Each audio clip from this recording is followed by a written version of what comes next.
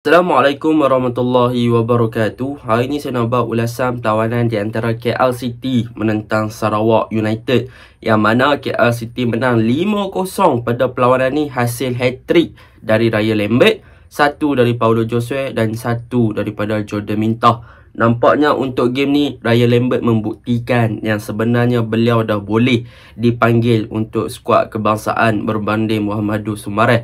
Kalau kita lihat ketiga-tiga gol yang dijaringkan oleh Raya Lambert, ketiga-tiga gol tersebut adalah gol yang bombastik, yang mana gol-gol yang menarik lah, hasil percubaan jarak jauh, hasil volley dan sebagainya. So dia konsisten, 3 gol yang dijaringkan oleh Raya Lambert, 3 gol yang lawa, dan memang beliau adalah player yang paling aktif di dalam padang, bukan sahaja involve ketika menyerang, bahkan involve ketika bertahan juga. So apa lagi yang kurang kepada Raya Lambert ni untuk dipanggil bagi call up. Dan untuk perlawanan ni secara overallnya, kalau kita lihat daripada segi dominansi, memang pasukan KL City adalah pasukan yang lebih cemerlang lah. Bahagian tengah mereka hidup, transisi mereka daripada bertahan ke menyerang menjadi mereka punya build-up play, menjadi mereka punya sisi kanan dan juga sisi kiri saling connecting, dan mereka punya switch play daripada bahagian kanan ke tengah ke kiri, semuanya involve. Boleh dikatakan ini adalah one of the best game yang ditunjukkan oleh KL City di bawah kendalian Boyan Hodak pada season kali ini. Memang nampak smooth lah pergerakan mereka pada perlawanan menentang Sarawak United. Dan Sarawak United pula, kalau kita lihat pada game ni, mereka punya struktur ketika bertahan, mereka mempunyai barisan pertahanan yang seakan-akan goyah, memang goyah lah, dan mudah untuk dilepasi. Dan di bahagian tengah pula, mereka tiada pekerja ataupun pemain yang boleh membuat kerja bertahan ataupun memberi asakan atau tekanan kepada pemain-pemain KL City. Dan di bahagian serangan, mereka ada beberapa gerakan yang menarik, tetapi ketumpulan di bahagian serangan dalam memastikan percubaan ataupun peluang yang mereka ada untuk di-convert kepada jaringan masih lagi menjadi tanda tanya. Apabila ada peluang yang terhidang, disia-siakan begitu sahaja. Baiklah, tanpa membuang masa, mari kita masuk ke dalam ulasan perlawanan kali ini. Saya akan mulakan dengan pasukan KL City lah. Apakah perkara yang saya suka dan juga positif side tentang pasukan KL City pada perlawanan ni? Yang pertama, saya nak mention tentang build-up play yang dilakukan oleh KL City, yang mana kita boleh lihat sekiranya KL City nak memulakan build-up play daripada bawah, mereka akan menggunakan Irfan Zakaria dan juga Giancarlo. Tetapi sebenarnya mereka ada dua jenis ketika mereka build-up. Sama ada mereka membentuk dua center back dan mereka push mereka punya fullback untuk bertindak lebih ofensif di bahagian kanan ataupun bahagian kiri, ataupun yang kedua adalah mereka membentuk back 3 dengan Akram Mahinan turun untuk membentuk gandingan center back untuk menjadi trio bersama dengan Irfan dan juga Giancarlo di bahagian pertahanan. Yang mana kalau kita lihat kepada gerakan daripada bawah yang dilakukan oleh pertahanan pasukan KL, apabila Giancarlo dan juga Irfan Zakaria bertindak sebagai ball playing ataupun dua center back sahaja, mereka berdua ni akan lebih suka untuk bawa bola sampai ke middle space ataupun bermain dengan hantaran-hantaran jauh lah. Yang mana kalau kita lihat kelebihan ataupun apa yang saya suka tentang gerakan yang pertama yang dilakukan oleh pasukan KL City ni adalah mengenai Irfan Zakaria. Apabila Irfan Zakaria dapat bola, dia ada dua typical ataupun corak menyerang beliau. Yang pertama adalah dengan hantaran-hantaran jauh beliau, yang mana boleh saya katakan Irfan Zakaria improve a lot. Memang banyak peningkatan yang ditunjukkan oleh Irfan Zakaria pada season kali ini, yang mana kalau kita tengok kualiti hantaran-hantaran jauh ataupun long ball yang dilakukan oleh Irfan Zakaria, kebanyakannya tepat kepada barisan hadapan, dan bagaimana dia target tu mempunyai vision yang sangat bagus. So long ball dia memang passing accuracy dia tinggi, dan dia ada vision yang sangat bagus untuk memulakan hantaran daripada bahagian KL City ke bahagian Sarawak United. Itu perkara pertama tentang Irfan Zakaria. Perkara yang kedua, tentang Irfan Zakaria ni, dia juga boleh bertindak sebagai ball carrier, yang mana kita boleh tengok kalau dia involve sampai middle space, dia boleh naik ke atas sehingga masuk berhampiran dengan D-box pasukan Sarawak United. Bahkan ketika dia berjaya untuk berhampiran dengan D-box pasukan Sarawak United ni, Irfan Zakaria boleh melakukan percubaan dan dia juga boleh involve dengan gerakan menyerang di bahagian serangan untuk menjadikan link up play bersama dengan bahagian serangan. So boleh dikatakan Irfan Zakaria semalam berani naik sampai tinggi dan dia ada satu percubaan flashing yang dia lakukan, tetapi sayanglah tak skor. Jadi apa yang boleh saya katakan, corak yang ditunjukkan oleh Irfan Zakaria ni memang menarik lah. Bagaimana Boyan Hodak melatih beliau untuk menjadi lagi confidence, bukan sahaja daripada segi bertahan, tetapi menjadikan beliau sebagai seorang player bertahan yang berani untuk menyerang dan dalam masa yang sama boleh create game daripada bawah. Itu untuk corak yang pertama yang saya suka lah. Yang kedua, kalau kita tengok yang macam saya cakap tadi, mereka ada kedua ataupun ada beberapa jenis corak ketika mereka menyerang. Yang kedua iaitu apabila Akram Mahinan back ataupun kembali untuk membentuk back 3 di belakang. Yang mana kalau Akram Mahinan membentuk back 3 di belakang, pasukan KL City lebih suka untuk menggerakkan bola kepada bahagian sisi kanan atau sisi kiri dengan penggunaan Declan Lambert dan juga Kamal Azizi yang bertindak lebih ofensif. Jadi mereka akan cuba untuk exploit bahagian pasukan lawan dengan menggunakan numbers ataupun overload player di bahagian kiri ataupun bahagian kanan, bagi membolehkan mereka punya gerakan ketika menyerang itu sangat-sangat lancar. Jadi kesimpulannya untuk perkara pertama ni, pasukan KL City sebenarnya mempunyai variation of attacking apabila mereka memulakan build up daripada bawah untuk menyerang pasukan lawan, dan sekiranya mereka berjaya untuk mengekalkan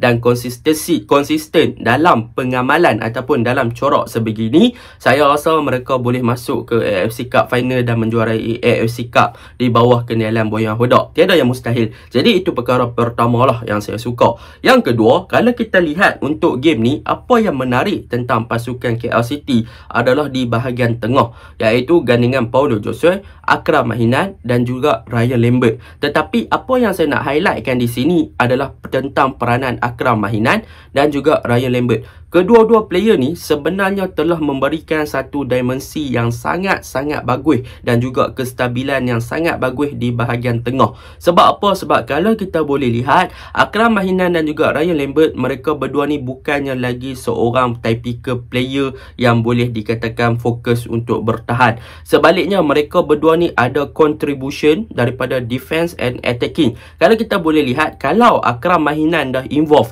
untuk menyerang, maka Ryan Lambert dia akan stay in the behind ataupun akan backup tempat Akram. So bila mana Akram berada di hadapan, maka Ryan Lambert akan stay di tengah untuk memastikan yang pasukan KL City akan ada lagi lah pemain-pemain di luar kotak penalti ataupun di bahagian tengah untuk cover up that area sekiranya mereka di counter. Dan sekiranya Akram Mahinan dah memberi contribution untuk berada dalam kotak penalti, maka Ryan Lambert akan stay untuk berada di luar kotak penalti untuk menerima bola yang terbias dan sebagainya. Jadi kita boleh tengoklah contribution yang dilakukan oleh kedua-dua player ni. Akram Mahinan kalau dia involve, dia boleh involve sampai dalam kotak penalti, dan hasilnya beliau berjaya untuk memberi satu dummy yang lawa kepada Paulo Josue untuk menjaringkan gol. Dan dalam pada masa yang sama, untuk Ryan Lambert, bagi saya game ni Ryan Lambert adalah nadi utama pasukan KL di bahagian tengah. Boleh dikatakan beliau berada di mana-mana bola berada. Kalau kita lihat, Ryan Lambert ni boleh dikatakan sebagai free roamer yang diberikan kepada beliau, yang mana kalau dia bola berada di kiri, dia akan backup kepada Pertiban di kiri. Kalau bola ada di kanan, beliau akan backup kepada Zafri Yahya di kanan. Kalau bola kena counter, beliau akan turun untuk backup kepada Akram Mahinan. So boleh dikatakan work rate yang ditunjukkan oleh Ryan Lambert ni telah membolehkan beliau sentiasa berada dalam kedudukan ataupun positioning yang bagus untuk beliau merampas bola, intercept bola ataupun mengambil bola yang terbias lah ataupun yang declare oleh pasukan lawan yang tidak kesampaian. So apabila beliau sentiasa berada dalam positioning yang tepat dan beliau sentiasa bergerak, maka beliau akan sentiasa ada space untuk menjaringkan gol. Dan hasilnya apa semalam? 3 gol dia jaringkan. Dan ability yang ada pada Ryan Lambert ni sebenarnya adalah ability yang ada pada hampir pemain-pemain tengah yang kreatif seperti Paulo Josue, iaitu mereka mempunyai shooting range dan juga power yang sangat bagus untuk skor daripada jarak jauh. Jadi kelebihan yang ada pada Ryan Lambert ni diguna pakai dengan baik oleh pasukan KL pada perlawanan semalam. Dan untuk Paulo Josue pula, beliau sebenarnya adalah pemain yang memainkan peranan penting juga untuk involve dengan beberapa gerakan attacking pasukan KL City, yang mana kita boleh katakan Paulo Josue adalah satu connector yang menjadi kesinambungan ataupun yang menjadi penyambung kepada bahagian tengah untuk melakukan switch play. Kita boleh tengok gerakan yang dilakukan oleh Paulo Josue untuk buka game kepada bahagian kiri, ataupun melakukan switch play ke bahagian kanan, ataupun orang kanan dan kiri yang buka balik ke bahagian tengah. So dialah yang akan menjadi connector, dan di samping dia tu ada 2 player, iaitu Akram dan juga Riot, yang akan backup kepada beliau. Jadi memang di antara 3 player di bahagian tengah ni, antara satu combination yang menarik lah. Mereka boleh menstabilkan bahagian tengah dengan sangat cemerlang in term of attacking or in term of defending. So benda tu bagus lah untuk pasukan KL. Dan yang seterusnya, apa yang boleh saya katakan tentang KL City pada perlawanan ni adalah mengenai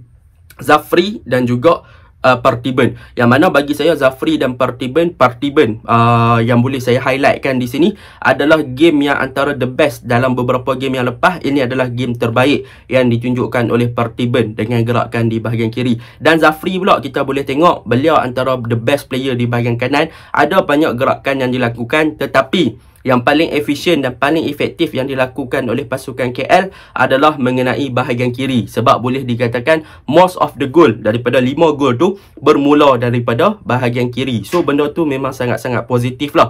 Tetapi sayanglah untuk Zafri, bukannya tak bagus, banyak gerakan yang dilakukan tetapi gagal untuk mencari target man seperti Roman ataupun Paulo Josue ataupun sesiapa punya player KL di dalam kotak penalti. Tetapi KL punya gerakan menyerang kanan hidup, kiri hidup. So mereka punya switch play, cutback, crossing, lay off dan sebagainya berjaya untuk menemui sama ada di bahagian kiri. Cumanya di bahagian kiri lah lebih efektif berbanding bahagian kanan. So benda tu boleh diperbaiki lah. Kalau mereka boleh perbaiki bahagian kanan punya hantaran lebih efektif, kemungkinan KL boleh skor lebih daripada 5 gol pada perlawanan semalam. Yang seterusnya tentang peranan daripada Declan Lambert dan Kamal Azizi. Bagi saya mereka berdua ni, Declan Lambert dan Kamal Azizi, adalah underrated fullback yang ada dalam Liga Malaysia. Mereka bermain dengan sangat cemerlang dalam every game. Kamal Azizi memang kita tahu dia boleh bertindak sebagai offensive player yang boleh naik sampai atas dengan crossing-crossing yang bagus. Dia sentiasa memberi support kepada Zafri. Begitu juga dengan Declan, beliau juga boleh bermain dengan sangat baik di bahagian kiri. Dan satu gerakan yang dicipta oleh Declan berjaya untuk menghasilkan gol kepada Jordan Mintoh, yang mana dia buat satu hantaran kepada Kenny Parash buat underlap, dan Kenny Parash buat cutback kepada Jordan dan Jordan score. Jadi benda tu memang sangat-sangat positif lah. Bagi saya semalam memang KL hidup. Dan yang paling menarik tentang KL, Jordan Mintoh semalam, yang mana Jordan Mintoh bagi saya kemasukan beliau pun memberi impak yang positif.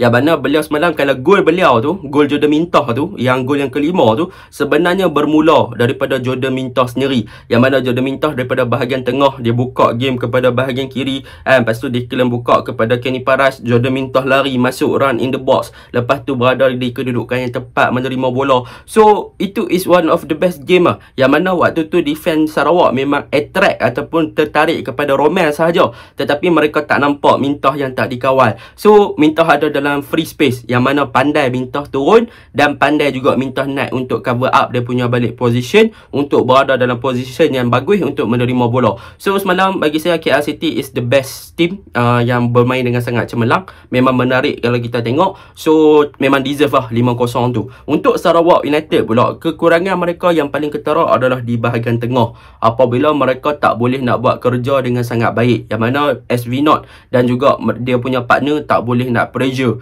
bahagian tengah dengan sangat baik, dan bermain boleh dikatakan terlalu pasif, tidaklah agresif, dan memberikan banyak space dan ruang kepada pemain KL City untuk exploit dan juga menggunakan tempat yang terekspos tu untuk kontrol bahagian tengah dan melakukan percubaan jarak jauh. Kalau kita dengar pakai earphone, kita akan dengar ada arahan-arahan diberikan kepada pemain Sarawak United tu, cover kan, tapi masalahnya tak dapat nak di cover. So benda benda tu yang menjadi permasalahan utama. Bahagian midfield pun dah tak boleh nak buat kerja dengan baik, dah terekspos. Maka bahagian pertahanan yang longgar senang untuk orang kata apa, dipenetrate ataupun ditembusi oleh pemain-pemain KL City yang mempunyai transisi yang lebih bagus. So semalam memang itu antara faktor utama lah. Dan yang kedua, kalau kita tengok gerakan menyerang pasukan Sarawak, mereka ada idea mereka di-execute dengan sangat baik sampai masuk dalam D-box pasukan KL.